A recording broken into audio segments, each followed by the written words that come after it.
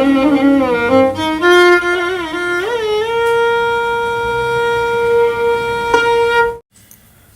ఈరోజు ఒక interesting topic అందరికి సంబంధించిందే. దానిలోకి వెళ్ళే కంటే ముందు ఒక మిత్రుడు ఇండస్ట్రీలో పనిచేస్తాడు, మేకప్ ఆర్టిస్ట్. పేరేం చెప్పిన మిత్రమా? గోవర్ధనం. ఆ తర్వాత పారామిలిటరీ దళంలో పనిచేశాడు. కొన్ని అనివార్య కారణాల వల్ల బయటకు వచ్చి తన జీవితాన్ని తను నిర్మించుకుంటున్నాడు. మనం అంతా ఏమంటారు, కష్టజీవులమే కానీ ఇష్టమైన పని చేస్తున్న కష్టజీవులం అనుకో. అయితే ఒక చిన్న మైండ్కి సంబంధించిన ఆస్పెక్ట్ నేను నా లైఫ్లో జరిగింది, ఎవరికి వాళ్ళు చెక్ చేసుకోవచ్చు. మైండ్ ఏం చెప్తుందంటే, ఒకవేళ నా దగ్గరనే అది ఉండింటే అసలు నేను మామూలుగా ఎంజాయ్ చేయకపోదు అని చెప్తుంది మైండ్. నేను నా ఫ్రెండ్స్తో ఈ విషయం చాలాసార్లు అంటుంటే, అసలు నా దగ్గర అవకాశం లేదు, నాకు ఇంగ్లీష్ రాదు కాబట్టి, లేకపోతే నాకు అసలు కూర్చోడానికి వర్క్ చేసుకోవడానికి ఒక చిన్న గది ఉంటే ఇట్లా పెయింటింగ్లు విన్సెంట్ వ్యాంగ్ కంటే ఎక్కువ వేస్తుంటే అని చెప్పిన నేను కూడా. నిజంగా అలాంటి సందర్భం వస్తే మైండ్ ఏం చెప్తే తెలుసారా, అట్లా బయట తిరిగి రాపో, అక్కడ కొండ మీద భలే ఉంటుంది తెలుసా కూర్చుంటే. మైండ్ అంతా దొంగ, ఇంకోటి లేదురా బాబు. ఎట్లా కనిపిస్తుంది పెయింటింగ్ కదా, మంచి మార్మికత వచ్చింది కదా. సో ఇప్పుడు కొన్ని సంవత్సరాల ఎవడి అనుభవం వాడిది, జీవన ప్రయాణం తర్వాత కొన్ని విషయాలు స్పష్టంగా తెలిసింది. ఇది ఎవరినో ఒప్పించడానికి కాదు, నా గురించి తెలిసింది. మిగతా వాళ్ళు ఎవరికి వాళ్ళు చెక్ చేసుకోవాలంతే. అదేంటి, మైండ్ ఎప్పుడు నీ ఎంటైర్ జీవితాన్ని క్యాలిక్యులేట్ చేస్తుంది. సౌండ్ వస్తుందా? నేను చెప్తాను.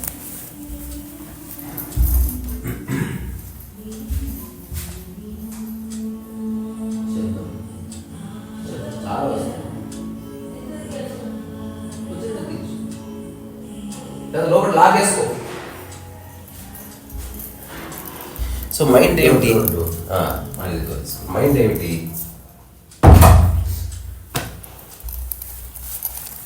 నీ మొత్తం అస్తిత్వాన్ని అది 100% క్యాలిక్యులేట్ చేస్తుంది. మైండ్ నీ గురించి నీకు తెలుసో లేదో, లేదా వేరే వాళ్ళకి తెలుసో లేదో, ప్రభుత్వానికి తెలుసో లేదో, కానీ నీ మైండ్కి తెలుసు, 100% తెలుసు.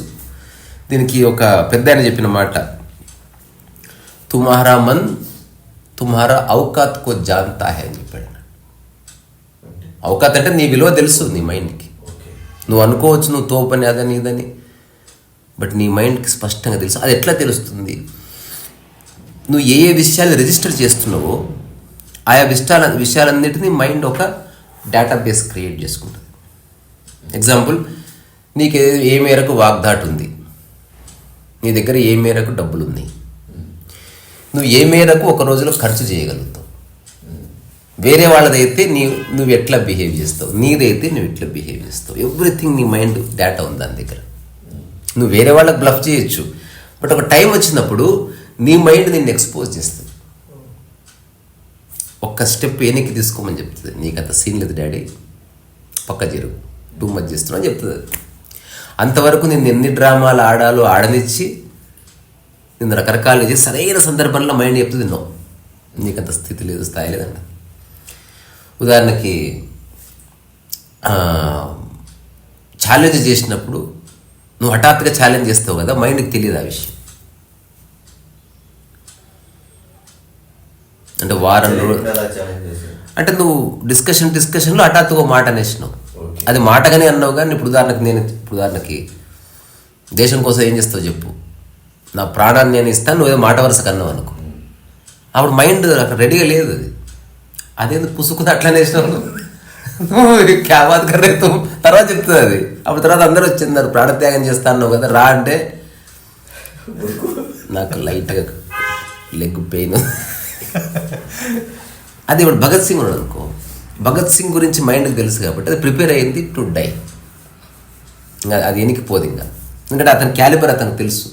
భగత్ సింగ్ జైల్లో ఉండి లీగల్ పుస్తకాలని చదివి, జైల్లో మంచి మంచి గ్రంథాలు చదివి, ఎందుకు కోర్టులో తన కేసు తానే వాదించుకున్నాడు. ఎవరైనా భయపడతారు కదా, కొందరు భయపడరు. అంటే స్థిరంగా. సో ఆ మైండ్ భగత్ సింగ్ చేసే పనులని చూస్తున్నందుకు అది అర్థం చేసుకుంది, ఇది ఇతని జీవితం, ఇది ఇతని మనస్సు, ఇది ఇతని ప్రియారిటీ.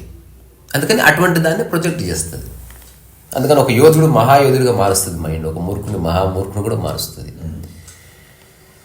సో ఇప్పుడు నాకు సంబంధించిన చిన్న ప్రాక్టికల్ ఏంటంటే, మైండ్ ఏమీ లేనప్పుడు ఒకవేళ అది నీ జీవితంలో ఉంటే చాలా అద్భుతం చేస్తా అని చెప్తుంది.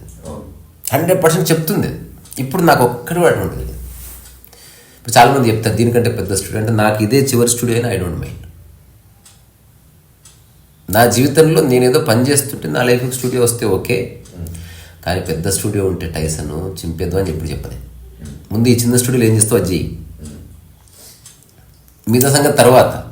ఎట్లా నా దగ్గర బైక్ ఉంటే ఢిల్లీకి పోతుంటున్నావు కదా, ఇప్పుడు కాళ్ళు ఉన్నాయి, అట్లీస్ట్ ఈ కొండ మీదకి పోయినా అంటే ఉన్న వాటిని నువ్వు సమగ్రంగా వాడుకోమని మైండ్ ఎప్పుడు చెప్పదు.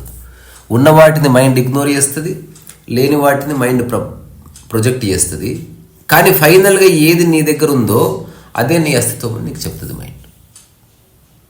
చేస్తావా చేయవా నీ ఇష్టం, కానీ మైండ్ అయితే ఎప్పుడు అట్లా ఒక పరిశాన్ చేస్తుంది, అందులో ఏం డౌట్ లేదు. సో నీ జీవితంలో ఎప్పుడన్నా అట్లా ఒకటి అనుకొని మైండ్ వల్ల ఆగిపోయినాయి ఉన్నాయి అంటే, అరే నేను అనుకున్నది ఒకటి అయ్యింది ఒకటి, నేను నా గురించి ఎక్కువ అనుకున్నాను, నిజంగా నాకంత సీన్ లేదు ఎందుకంటారు ఎవడైనా. ఫస్ట్ అనిపించింది ఎట్లా, ఇప్పుడు అనిపోయింది ఎట్లా, అనిపించినప్పుడు నువ్వు ఊరికి అనేసినావు పుసుక్కున, తర్వాత నీ మైండ్ అసెస్ చేస్తుంది. నీ దగ్గర ఉన్నప్పుడు అనుకుంటావా లేకపోతే లేనప్పుడు అనుకుంటావా? ఎగ్జాంపుల్ పెయింటింగ్సే ఉన్నాయి. ఇప్పుడు పెయింటింగ్స్ నాకు అవైలబుల్ ఉన్నాయి, అదే చెప్తున్నా. ఇప్పుడు నేను చెప్పింది అది. లేనప్పుడేమో ఉంటే చేస్తా అంటది, ఉన్నప్పుడేమో ఇంకేదన్నా పని చూసుకో అంటది. అంటే చేయాలని ఉంటుంది కానీ ఆ టైంలో ఎందుకో. That's what mind does. అంటే మనసు ఇంకా స్థిరపడలే 100%. అదే పని మీద ఉండాలంటే చాలా శక్తి కావాలి మనసుకి.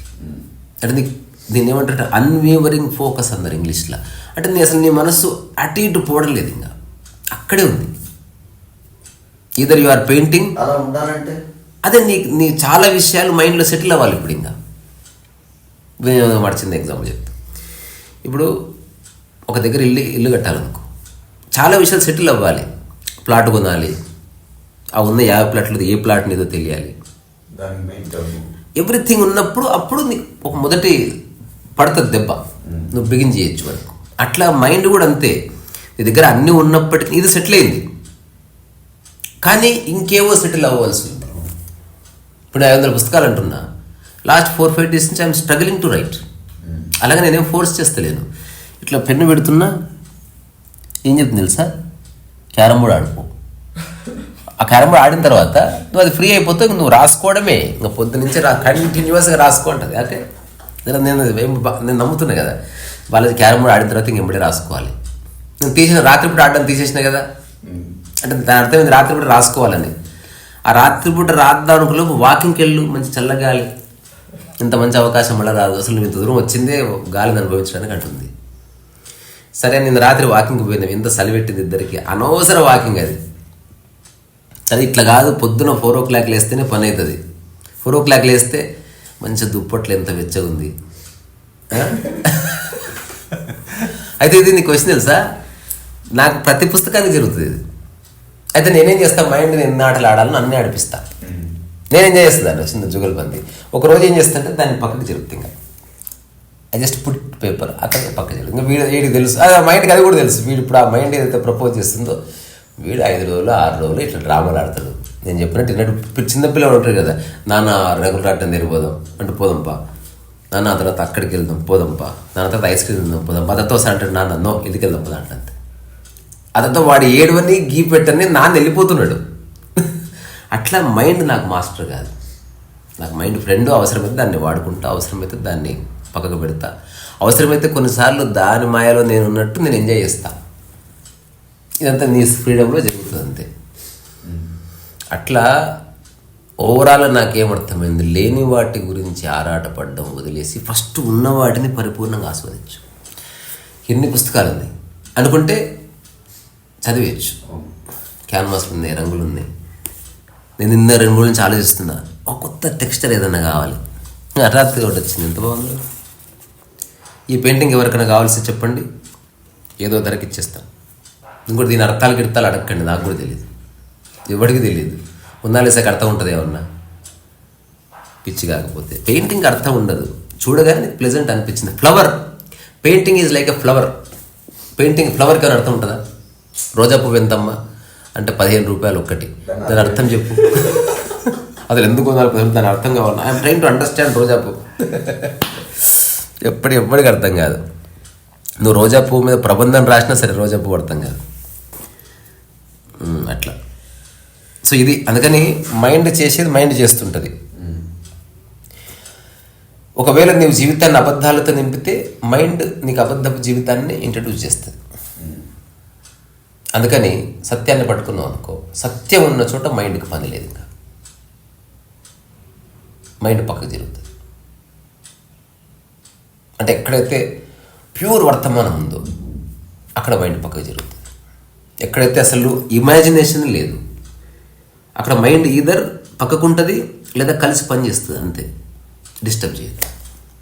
అందుకే ఇప్పుడు ఎవరైనా అనంతంగా పనిచేసినప్పుడు, జార్డన్ బెర్నార్డ్ షా లైఫ్ చదివినప్పుడు, లేకపోతే గైడే ముపాసా లైఫ్ చదివినప్పుడు, లేకపోతే జేమ్స్ యాలన్ అనంతంగా రాశారు. రవీంద్రనాథ్ ఠాగూర్ బొమ్మలు వేశాడు, రాశాడు.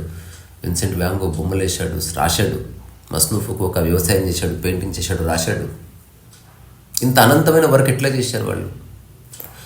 ఈదర్ వాళ్ళ మైండ్ వాళ్ళతో కోఆపరేట్ చేసింది, లేదా మైండ్ నిశ్శబ్దం ఉంది, మైండ్ ఇంటర్ఫియర్ చేయాలి. ఇప్పుడు నేను రాస్తున్న 75 మంది ఎంత అనంతమైన పని చేసిండ్రు. నీకు చూపించిన చార్లెస్ బుకోస్కి గురించి, డేంజరస్ మ్యాన్ అంటే వాళ్ళ లైఫ్ నువ్వు ఆశ్చర్యపోతావు అసలు. అంటే చదివితే అరే నేను పెట్టి ఎట్లా బతకర్రా బాబు. మైండ్లెస్ పీపుల్ అసలు. సో 2 ఉన్నాయి, అది చెప్పి ముగిద్దాం. Using the mind and surrendering to the mind, knowing the mind. So మైండ్ని ఉపయోగించుకుందాం, లెట్స్ యూజ్ దిస్. లేదా ఉపయోగించుకోకుండా పక్కకు ఉంచంత, కానీ ఇది నిన్ను ఉపయోగించుకోవద్దు. ఒక్కసారి అది వచ్చింది అనుకో, అయిపోయింది, you are doomed, there is no going back. ఖచ్చితంగా పతనం స్టార్ట్ అవుతుంది. సో మనము మీ పని చేస్తున్నారు, వేతనం సరిగా ఇవ్వట్లే, ఇట్లాంటి అంశాల గురించి నీలాంటి వాళ్ళు ఒక 7-8 మంది ఉంటే ఒకసారి కలుపు, ఒక చిన్న డిబేట్ చేద్దాం. ఎవరిని బ్లేమ్ చేయొద్దు, only say this is the problem. Okay sir, అట్లా సరేనా? మరి ఇది ఇంకోటి, అందరికి అన్ని టాలెంట్స్ ఉంటాయా ఉండవా? ఏదో ఒక టాలెంట్ అయితే ఖచ్చితంగా ఉంటుంది. అన్నీ ఉండవా? అన్ని అంటే ఎట్లుంటాయి? మీరు పెయింటింగ్ వేస్తారు, శాండ్, అన్ని కాదు, కొన్ని అనుకో, చాలా కొన్ని అనుకో. అన్ని అంటే అన్ని అంటే ఇప్పుడు నేను ఇట్లా పెయింటింగ్ వేసుకుంటే ఇట్లా ఎగురుకుంటూ వెళ్ళిపోయి ఒక మనిషికి ఒక 5-6 ఉంటాయి సార్. అందరికి ఉంటాయి, కానీ ఎందుకు చేయరు? అందరికి ఉన్న ఒక ప్రకృతినీయమైన టాలెంట్ ఒకటి చెప్తున్నా, దాంట్లో రహస్యం ఉంది, కానీ అందరు ఇగ్నోర్ చేస్తుంది. చెప్పు రాదేందో, అదొక రహస్యం. ప్రకృతిలో నువ్వు అన్ని పనులు చేయొచ్చు, ఆపొచ్చు. నేను ఏదైనా పట్టుకోవచ్చు కదా, పట్టుకోకుండా ఆపొచ్చు కూడా. అంటే నేను నియంత్రిస్తున్నా, ఒక్కటి మాత్రం నియంత్రణ నీ చేతులు లేదు, అక్కడే రహస్యం ఉంది. ప్రతిదీ నువ్వు ఆపొచ్చు, ఒక్కటి నీ వల్ల కాదు. అంటే కాదు మళ్ళీ వేరే వాళ్ళతో సంబంధం ఉన్న విషయం కాదు. తినకుండా ఉండొచ్చు కదా, ఉంటావా లేదా నిమిషమైనా? తినకుండా ఉన్నావు గంటసేపు, కానీ ఒక్కటి నువ్వు చేయాలన్నా కుదరదు. అది ఆపుతు, నేను ఆపుతున్నాను. అందులోనే జీవిత రహస్యం ఉంది. ఇప్పుడు నువ్వు చెప్పింది ఆ ఒక్క టాలెంట్ నిజంగా ఉపయోగపడుతుంది, అందరికి ఉంది. అది బొమ్మలు అంటే అందరికి రాకపోవచ్చు, లేకపోతే పాటలు పాడడం అందరికి రాకపోవచ్చు, ఎగురు దుక్కడం రాకపోవచ్చు, బిజినెస్ చేయడం అందరికి రాకపోవచ్చు, అందం అందరికి ఉండకపోవచ్చు. ఒక్కటి అందరికి ఉంది. ఆలోచించకుండా ఉండొచ్చు, నిద్రలో ఏ ఆలోచన లేదు, ఒక్కటి ఉంది, ఒక్కటే ఉంది, ఇంకా వేరే ఏమి లేవు. ఇంకా వినడం, ఎట్లా ఉంటావు? అది అది అది నువ్వేమో టెక్నాలజీ యూజ్డ్, అదర్వైజ్ వినకుండా ఉండడం ఏమీ లేదు. అదొక్క విండో ఓపెన్ ఉంది, యూ హ్యావ్ టు లిజన్. ఇప్పుడు నీకు ఇష్టం ఉన్నా లేకున్నా యూ హ్యావ్ టు లిజన్. ఇష్టం లేకపోతే కళ్ళు మూసుకోవచ్చు, ఇష్టం లేకపోతే నోరు మూసుకోవచ్చు, స్మెల్ నచ్చకపోతే ముక్కు పూసుకోవచ్చు, మరి ఇది కూడా చేతితో పట్టుకుంటున్నాం కదా. నేను అంటున్నది నువ్వు చేతులు లేకుండా కూడా మోసుకోవచ్చు చూడు. టేస్ట్ అవును. అనిపించింది. కానీ నీ చేతులు లేకుండా నీ చెవులు మూసుకోలేవు. ద విండో ఈజ్ ఓపెన్ జీవితకాలం. చెక్ చేసుకో. ఊరికి నన్ను ఎందుకు అడుగుతున్నావు? అది నువ్వు అడిగిన దానికి నీకే జవాబిస్తాయి. అది కూడా talent. నువ్వు స్మెల్ నువ్వు పీల్చుకో, చేతులు లేకుండా ఆపేసిన లోపటి నుంచి బాధ కదా. ఇది ఆపుకోవచ్చు, ఇది ఆపుకోవచ్చు, అంత ఆపుకోవచ్చు, ఇది ఆపుకోలేవు. సో వినే కళ ప్రకృతిది. అందుకే ఆధ్యాత్మికతకి వినడానికి అపారమైన సంబంధం ఉంది.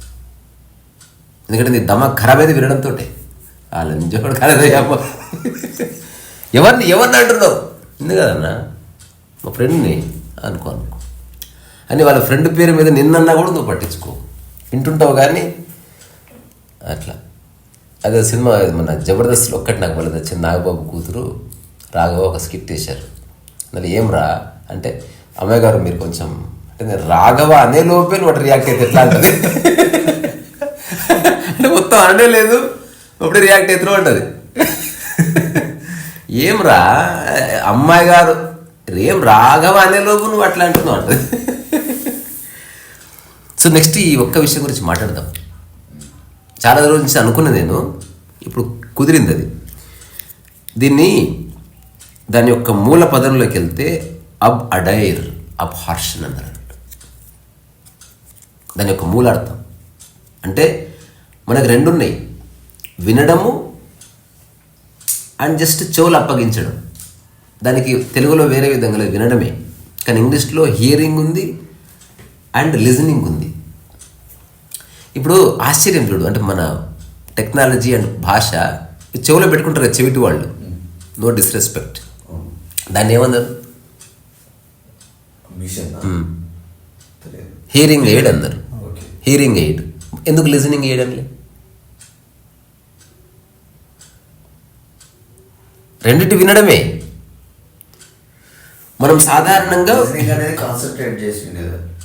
అంటే తర్కించకుండా జస్ట్ వింటున్నాడు. అంటే నువ్వు హియరింగ్లో నీకు మంచి చెప్తే వింటావు, నీకు నీ గురించి చెడు చెప్తే కోపం వస్తుంది. లిజనింగ్లో మంచి చెడు రెండు వింటావు అనమాట. మొదటిసారి ప్యూర్ మెడిటేషన్ లిజనింగ్ అన్నది. నీకు నచ్చిందే వినడం అనేది నీ ఛాయిస్ నుంచి వచ్చింది. ఇంకా ఛాయిస్ ఏం లేదు. దీని గురించి మాట్లాడుకుందాం. ఇప్పుడు మన టాక్స్ హియరింగ్ చేసేవాడికి వేస్ట్, లిజనింగ్కి చాలా ఉపయోగపడుతుంది. మంచి చెడులు తర్కాలు అవన్నీ వేస్ట్. యూ థింక్ నువ్వు మొత్తం విన్న తర్వాత దాన్ని ఒకసారి చూడు సమగ్రంగా. వినడం అన్నది మామూలు విషయం కాదు. ప్రకృతిలో అన్ని ప్రాణులు డీప్గా వింటాయి అన్నమాట. చూడడం కూడా సేమ్ కదా. చూడడంలో కొంచెం కష్టం. సేమ్ చూడొచ్చు అంటే విట్నెసింగ్ ఉంది, వాచింగ్ ఉంది, ఒకటే రియాక్షన్. చూడడంలో చాలా ఉన్నాయి. వినడంలో రెండే ఉంది. వినడంలో హియరింగ్ అండ్ లిజనింగ్. చూడడంలో చూస్తున్నా, ఇట్లా కూడా చూస్తున్నా, ఇట్లా చూసినా, ఇట్లా కూడా చూసినా, ఇట్లా కూడా చూసినా. రకరకాల చూడడం ఉంది. గేజింగ్ ఉంది, వాచింగ్ ఉంది, విట్నెసింగ్ ఉంది, స్క్వింటింగ్ ఉంది, చిన్న మనసులో సంశయం, రకరకాలుగా చూస్తున్నా. ఏమీ లేకుండా చూడడం విట్నెసింగ్. అట్లా ఏ ధారణ లేకుండా ఊరికే వినడం లిజనింగ్ అన్నమాట. Extraordinary dimension.